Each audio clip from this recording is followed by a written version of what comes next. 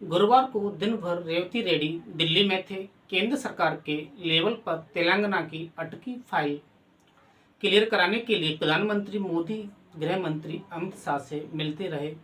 रात में हैदराबाद लौटे तो बीआरएस चीफ केसीआर की नींद हराम हो गई। केसीआर की पार्टी में बीती रात काली रात रही।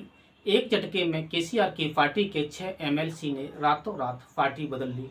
रात 1 बजे जब सब सो रहे थे तब रेवती रेड्डी और तेलंगाना कांग्रेस के प्रभारी महासचिव दीपा दास मुंशी कांग्रेस का पटका पहनाकर बीआरएस के 6 एमएलसी की ज्वाइनिंग करा रहे थे। तेलंगाना में बीआरएस का टूटना रोज की बात हो गई है। पिछले साल विधानसभा चुनाव में कांग्रेस की सरकार बनने के बाद रोज थोड़ा थोड़ा टूट रही है। बीआरएस लोकसभा चुनाव में करारी हार के बाद तो डूबता जहाज मानकर एक एक करके एमएलसी और एमएलए पार्टी छोड़ रहे हैं।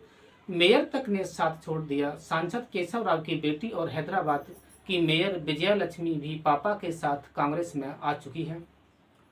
अब तक विधानसभा के 6 विधायक और विधान परिषद के 6 एमएलसी बीआरएस छोड़कर कांग्रेस में आ चुके हैं। बीती रात दाड़े भानु प्रताप राव, एमएस प्रभाकर, बी दयानंद, मलेश्वर और बसव राजू सरैया कांग्रेस में आ गए। एमएलए एमएलसी रहते हुए पार्टी बदलनी नहीं जा सकती। दल बदल कानून से सदस्यता जाने का खतरा रहता है। अभी पटका पहनाने वाली ज्वाइनिंग हुई है। कागज पर ज्वाइनिंग और पार्टी की अदला बदली आगे होती रहेगी। बीआरएस की भगदड़ से रेवंत रेड्डी की सरकार लगातार मजबूत हो रही है। विधानसभा चुनाव में कांग्रेस की सरकार मामूली बहुमत से बनी थी। जरूरी 60 के बहुमत के मुकाबले कांग्रेस को 64 सीटें मिली थी। सिकंदराबाद कंटोनमेंट सीट पर उपचुनाव जीतने के बाद नंबर हो गया 65। 6 एमएलए के समर्थन से कांग्रेस का बहुमत अब 71 तक पहुंच चुका है। 40 सदस्यों की तेलंगाना विधान परिषद में बीआरएस अभी भी सबसे बड़ी पार्टी है, लेकिन लगातार सिकुड़ रही है। बीआरएस के 39, कांग्रेस के 4, एआईएमआईएम के 2, बीजेपी निर्दलीय का 1 एमएलसी, 4 मनोनीत सदस्य हैं।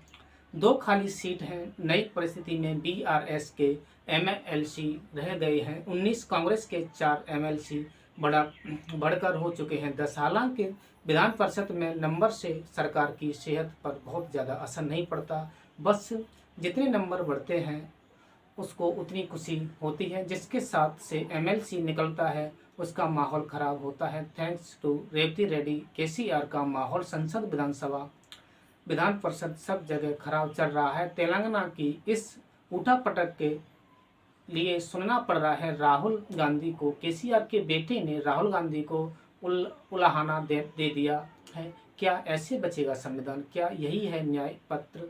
इससे पहले दिल्ली में होते हुए रेवंत रेड्डी ने राहुल गांधी, मल्लिकार्जुन खड़गे से मिलवा कर केशव राव की ज्वाइनिंग कराई थी। केशव राव राज्यसभा सांसद थे। केसीआर की राइट हैंड बीआरएस के दिग्गज नेता रहे। पुराने कांग्रेसी को दोबारा पार्टी में लाने के कई हिचक नहीं हुई। पार्टी बदलने के बाद किस राव ने राज्यसभा सांसद की सदस्यता कार्यकाल पूरा होने से करीब 2 साल पहले छोड़ दी थी। विधानसभा चुनाव से तो नहीं, लेकिन लोकसभा चुनाव से बीजेपी भी तेलंगाना में असरदार दिखने लगी है। जो जगह बीआरएस की होती थी वहां अब बीजेपी आ गई है।